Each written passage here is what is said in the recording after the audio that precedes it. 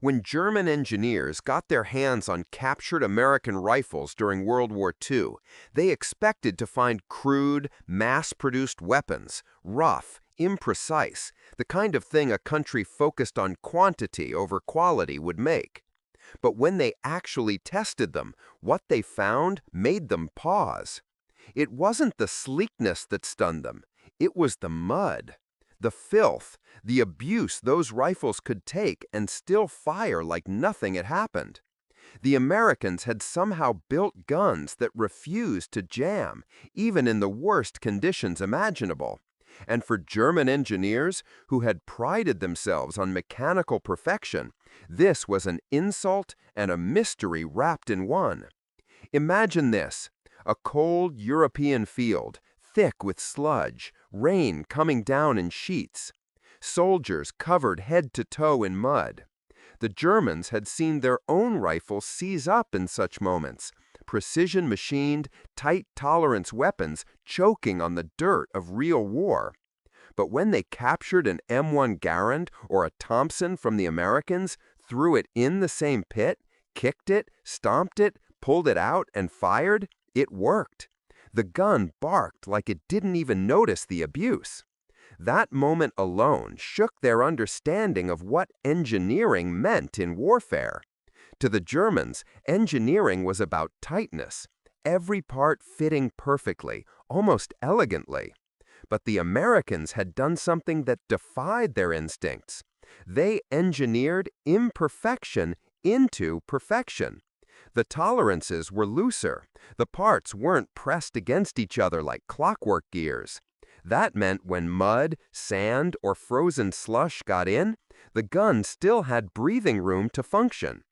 German guns like the Mauser or later the STG-44 were stunningly accurate, beautifully crafted, but they demanded cleanliness. The American ones demanded only a trigger finger and grit. What German engineers didn't realize at first was that America's strength wasn't in artistry, but in psychology. The M1 Garand wasn't just a weapon, it was a philosophy. It embodied adaptability, simplicity, and practicality over pride. It didn't care if it looked elegant. It only cared if it worked when the world turned into chaos.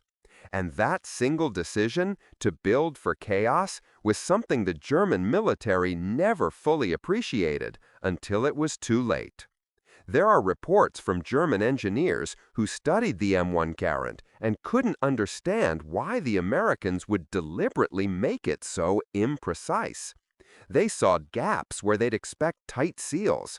They saw moving parts that rattled slightly. And to their trained eyes, it looked almost sloppy.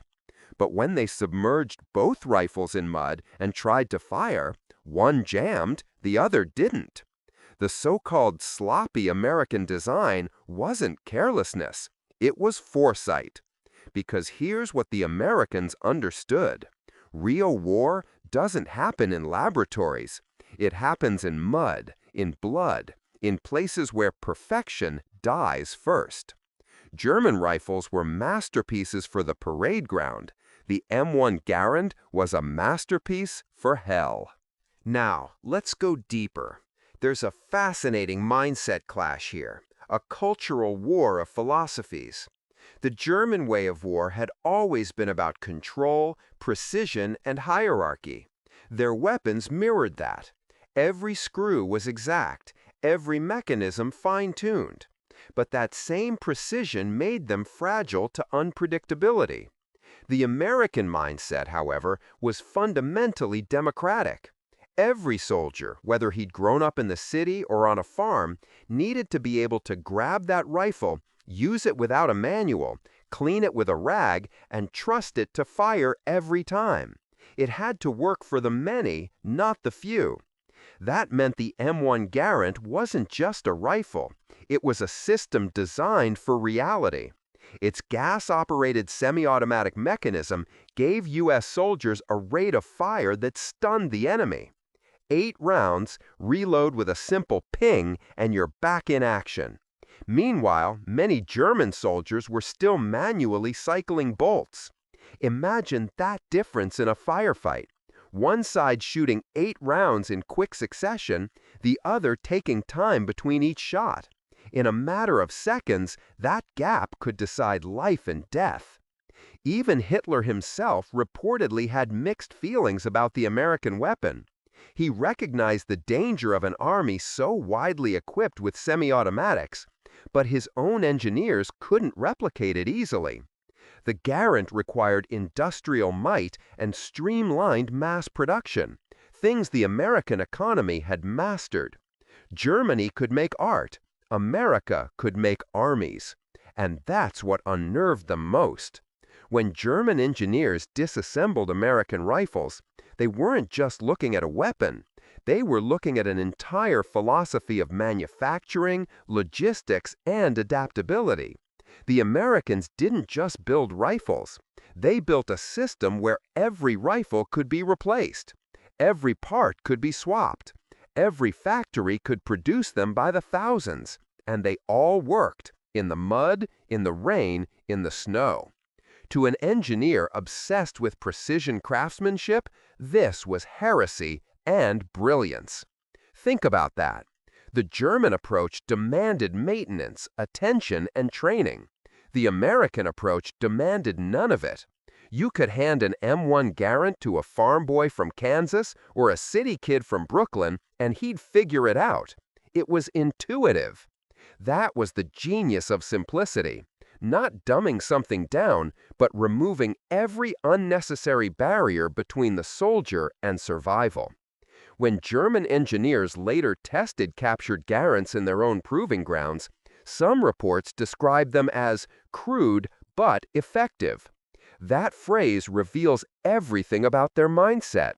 They couldn't see that crude was, in this case, strategic sophistication. The Americans had embraced what the Germans rejected, imperfection as a strength. A rifle that rattles a little but never jams is better than one that gleams but seizes under a single grain of sand. One particular German report even noted with quiet frustration that American weapons seemed designed for the dirt.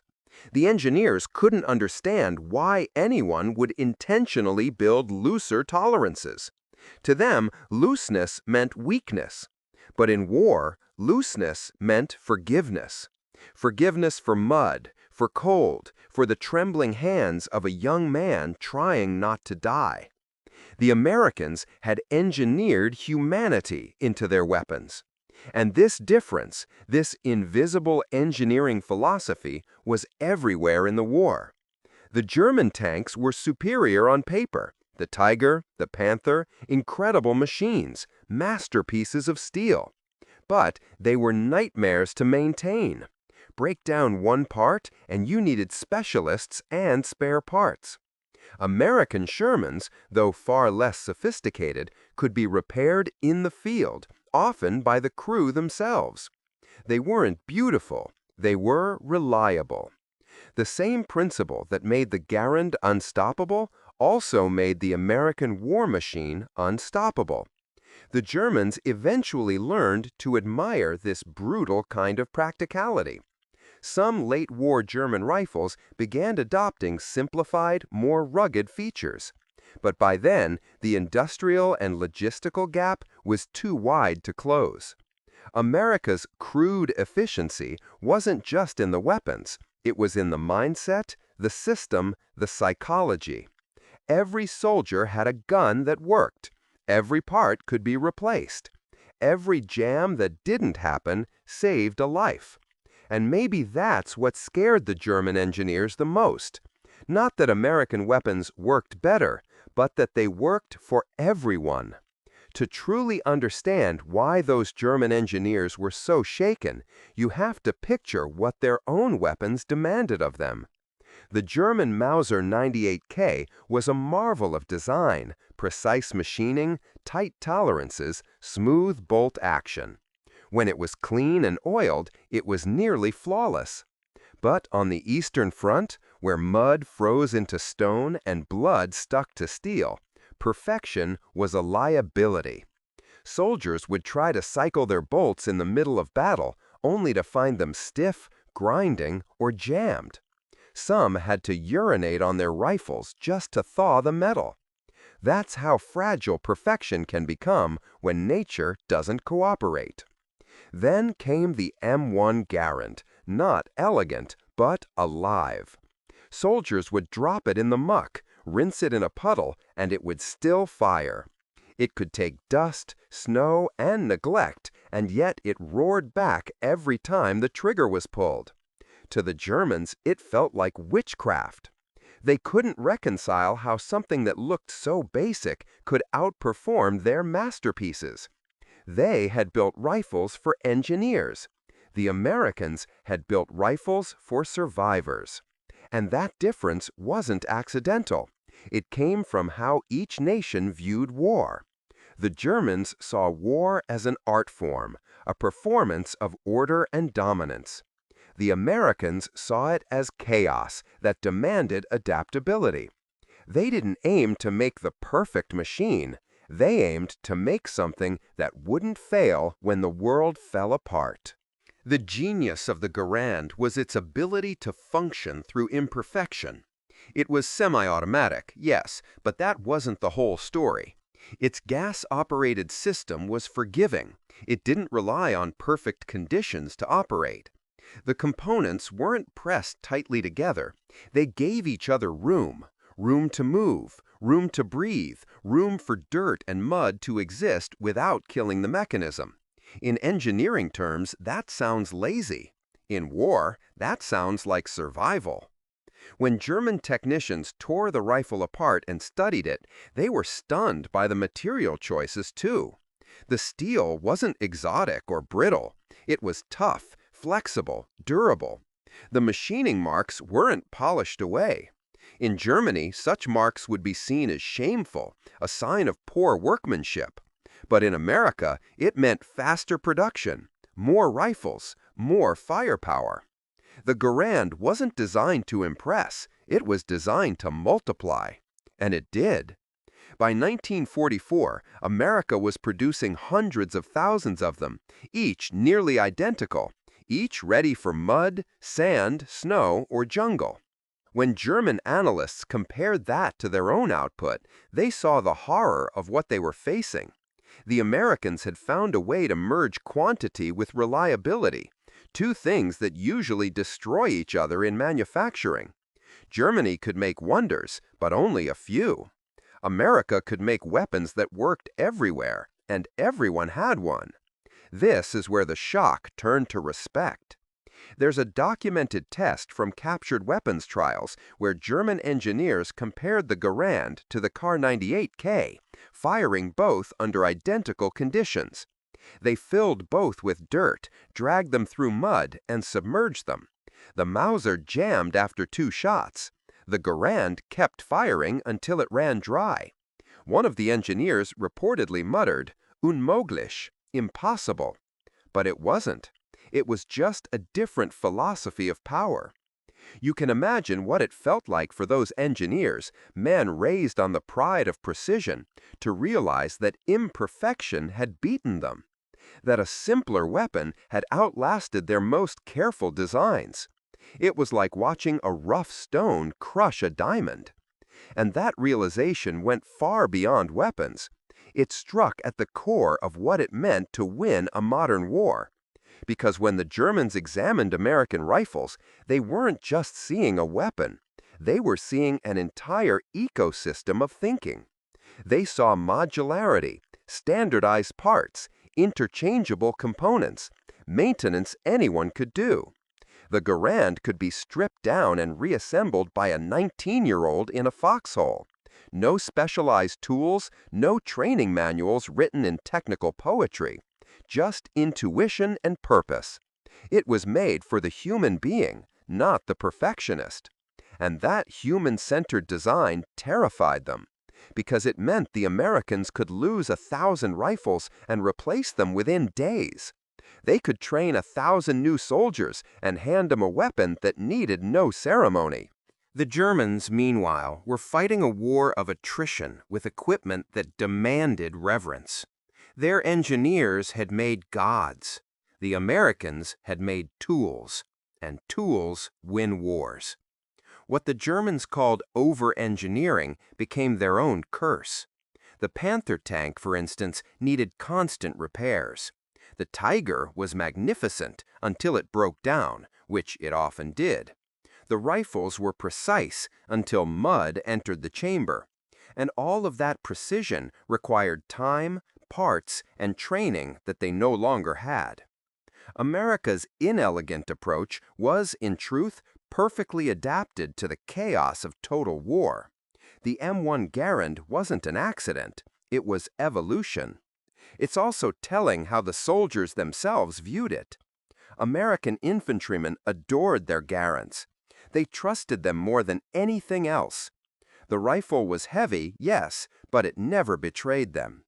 The phrase, "the greatest battle implement ever devised," coined by General Patton, wasn't hyperbole. Soldiers knew it. It meant the difference between shooting and praying, between reliability and luck. And that faith in your weapon is worth more than any technical refinement. Meanwhile, German soldiers who captured Garands often kept them, despite the danger of being seen with enemy weapons. They didn't care.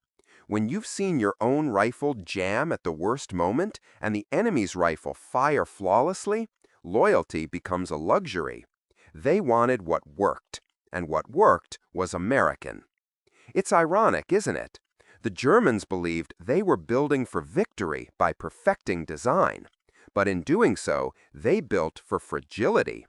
The Americans built for chaos, and in that chaos, they found victory. The Garand symbolized that attitude more than any speech, any tank, any bomb. It was humble brilliance disguised as simplicity. And the engineers, in their cold workshops surrounded by diagrams and half-dismantled rifles, eventually understood that. Some even admired it. They realized that true genius wasn't in making something perfect, it was in making something that refused to die. One of the most fascinating moments came when German intelligence units began sending detailed technical reports on captured M1 Garands back to Berlin. The tone of those documents shifted over time, from mild curiosity to genuine disbelief. Early on, they described it as a self-loading rifle of crude manufacture. But after field tests, the language changed. They called it remarkably resilient, sturdy, and suited for mass warfare. That last phrase carried an undertone of fear.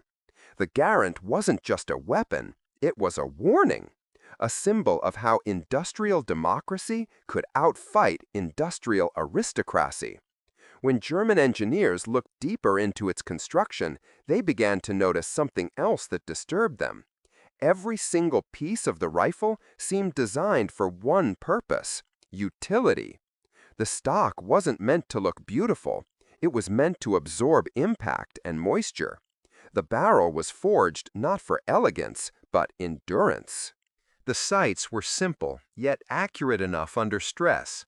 And the gas system, brilliant in its simplicity, didn't rely on delicate balance. It could get dirty, dented, or frozen, and it would still function. In other words, the Americans had built a weapon around human error, around chaos, around the unplanned. That idea horrified and fascinated the Germans in equal measure, because in their culture of precision, imperfection was sin. You didn't build around mistakes, you eliminated them. But the Americans had embraced the inevitability of failure. They had built something that survived not because it was flawless, but because it could tolerate flaws. It was a completely alien way of thinking, especially in an era where German engineering was practically a religion. One engineer, according to post-war testimony, reportedly said that the Garand was not a rifle built by engineers, it was a rifle built by soldiers who understood engineers. That line captures everything. It wasn't born in a lab disconnected from reality. It was shaped by the brutal lessons of previous wars, by mud-soaked trenches and frozen nights. The Garand wasn't made to win awards, it was made to bring men home alive. And that mindset made it dangerous. Because once the Germans realized what they were facing, they began to see it everywhere. In the trucks that never stopped running, in the jeeps that rolled over anything, in the tanks that were lighter, less armored, but endlessly repairable, in the supply lines that moved like blood through veins. It was as if the Americans had engineered resilience itself into every machine. They'd stopped worshiping perfection and started worshiping reliability. That shift changed the outcome of the war. You can feel the psychological impact this must have had on German engineers who spent their lives chasing microns and perfect fits. They'd prided themselves on being the best in the world, yet they were watching their creations falter in the mud while the enemy's crude, rattling weapons kept firing. The humiliation wasn't just technical, it was philosophical. They had to face the possibility that all their precision, all their obsession with refinement, might have made them weaker.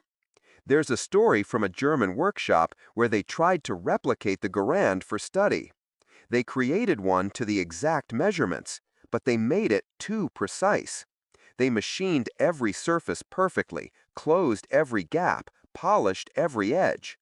It jammed immediately when dust got in. The irony was brutal. To make it work like the Americans, they had to deliberately make it worse. That realization flipped decades of engineering doctrine on its head. It meant that the highest form of mastery wasn't perfection. It was knowing when not to be perfect. And maybe that's the quiet genius behind the Garand. It wasn't designed for the best conditions. It was designed for the worst. Rain, mud, blood, exhaustion, fear, all the chaos that engineers try to pretend doesn't exist. That's why it worked everywhere, from the jungles of the Pacific to the frozen forests of Europe. It didn't demand conditions, it adapted to them. That's what made it revolutionary. When you think about it, that's the essence of American wartime philosophy. Make it simple, make it strong, make it universal. They didn't have time for delicate artistry. They had a world to save and factories running around the clock. But that focus on practicality became its own form of brilliance. Every Garand rolled off the assembly line ready for abuse. Everyone could be field stripped and repaired by a tired soldier in minutes. And everyone would fire when it mattered most. The Germans, by contrast, had rifles that demanded devotion. They had to be cleaned meticulously, handled with care, maintained like fine instruments. That difference, multiplied by millions, became catastrophic. The Americans could afford to be dirty. The Germans couldn't. And war is always dirtier than anyone expects. It's strange to imagine, but in that sense, the Garand became a mirror. It showed the Germans what they couldn't be. It reflected back their pride, their rigidity, their insistence that brilliance must always look beautiful. The Americans proved that real brilliance often looks rough, loud, and imperfect, but it works. It survives. As the war dragged on, that realization became inescapable. Even as Germany's engineers produced more advanced designs, the Sturmgewehr, for instance, they couldn't escape the limits of their production system. Their weapons were innovative, yes, but not scalable, not foolproof. The Garand, meanwhile, remained the same. It didn't need reinvention. It had already solved the equation of war. Simplicity plus resilience equals dominance. By the time Allied troops were marching through Europe, those same engineers who once mocked the crude American rifle had grown silent. They knew that behind every advancing soldier was an unassuming piece of machinery that had quietly rewritten the rules. The rifle that didn't jam in mud had become a symbol of something much larger. the triumph of adaptability over arrogance, of pragmatism over pride. And in the end, that's the lesson they took with them after the war. Many of those same German engineers would later work with the Americans. They helped build a new generation of weapons and machines, ones that blended precision with practicality. They had learned, through defeat, that engineering isn't about proving your skill. It's about surviving reality. After the war, when American and German engineers finally stood shoulder to shoulder, not as enemies but as collaborators, the conversations were telling. Many of those former German designers admitted that they had underestimated the philosophy behind the Garand. They helped build a new generation of weapons and machines, ones that blended precision with practicality. They had learned, through defeat, that engineering isn't about proving your skill. It's about surviving reality. After the war, when American and German engineers finally stood shoulder to shoulder, not as enemies but as collaborators, the conversations were telling. Many of those former German designers admitted that they had underestimated the philosophy behind the Garand. They helped build a new generation of weapons and machines, ones that blended precision with practicality. They had learned, through defeat, that engineering isn't about proving your skill. It's about surviving reality. After the war, when American and German engineers finally stood shoulder to shoulder, not as enemies but as collaborators, the conversations were telling.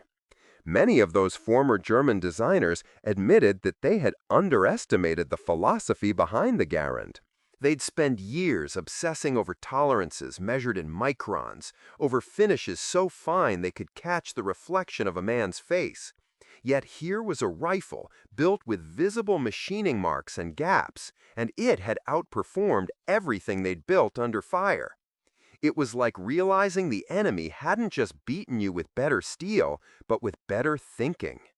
The Americans, for their part, didn't brag. They didn't view the Garand as a America weapon. To them, it was simply what worked. They understood that a weapon is only as good as its consistency under pressure. You could hear that same mindset echo through American industry after the war, the idea that design should serve people, not pride. It's what powered everything from Ford's assembly lines to NASA's space program. The Garand was the blueprint for that logic. No wasted detail, no overcomplication, just ruthless function. Some of those German engineers who joined post-war American research projects wrote later about what they learned from studying the Garand. One said it had taught him humility before the battlefield. Another described it as a machine that respected dirt. That's such a strange phrase until you think about it. The Garand didn't deny the existence of chaos, it was built to coexist with it. In a way, that's the ultimate engineering challenge, not to eliminate imperfection, but to thrive in its presence. That's why the M1 wasn't just a mechanical advantage, it was psychological warfare. A German soldier could fire 3 shots and then clear a jam, while the American across from him fired 8 rounds cleanly, reloaded with that sharp metallic ping, and kept shooting. That sound, the ping of the en-bloc clip ejecting, became infamous. German troops were trained to listen for it, to know when the American rifle was empty. But the irony is that many soldiers faked it. They'd toss an empty clip on the ground just to lure the enemy out. The weapon wasn't just reliable, it was deceptive. It turned its quirks into tactics. There's something poetic about that. The rifle that was mocked for being crude became clever. The weapon that was called unsophisticated became sophisticated in its own way. And that's how American warfare evolved. Not by designing flawless machines, but by designing systems that allowed for human improvisation. Soldiers could use, modify, or trick with the Garand however they needed. It wasn't sacred, it was theirs. And that ownership mattered. When you trust your weapon, you fight differently. You move with confidence, knowing it won't betray you in the mud or cold. German soldiers didn't have that luxury. Their weapons demanded obedience. The Garand rewarded instinct. That small difference multiplied across millions of men is enormous. It shapes morale, speed, aggression, all the invisible factors that decide battles before they're even fought. The deeper you look, the more you see that this wasn't just about guns. It was about philosophies colliding on a global scale. The Germans built a world where order and precision reigned supreme. The Americans built one where resilience and chaos were embraced. And history decided which one could survive longer. In the mud of Europe, in the jungles of the Pacific, in the freezing hell of Bastogne, it was the rifle that refused to jam that carried the day. But here's the part that still fascinates historians. Even decades later, when German weapons like the G3 or the HK series emerged, you can see the fingerprints of that lesson. They became simpler, more modular, more forgiving. Those post-war rifles, made by the same minds who once studied the Garand with disbelief, finally started to accept imperfection. You could field strip them faster. You could produce them cheaper. You could actually fight with them, not just admire them. The humility had sunk in. In the grand story of the war, the M1 Garand doesn't get the same mythic status as the Spitfire or the Sherman or the atomic bomb. But to those who faced it, who heard its mechanical rhythm cutting through the chaos, it was unforgettable. It was the sound of a different kind of intelligence, a kind that didn't need to be perfect, only relentless. And that's what broke the engineers' pride. They realized that a system designed for imperfection could achieve what no masterpiece could: survival under any condition. Even now, in museums and collections, if you pick up a Garand and cycle the action, you feel something honest in it. It's not delicate, it's not refined, it's alive, almost defiant. Every part says, "I'll work when you need me." And that spirit, that raw defiance of fragility, is what made it the weapon of the free world. It's why, to this day, when people talk about reliability, the M1 Garand remains the benchmark. Because in the end, that's what German engineers truly discovered. They weren't shocked by the mechanics alone. They were shocked by what the rifle represented. It was proof that perfection is overrated, that the real measure of genius is endurance.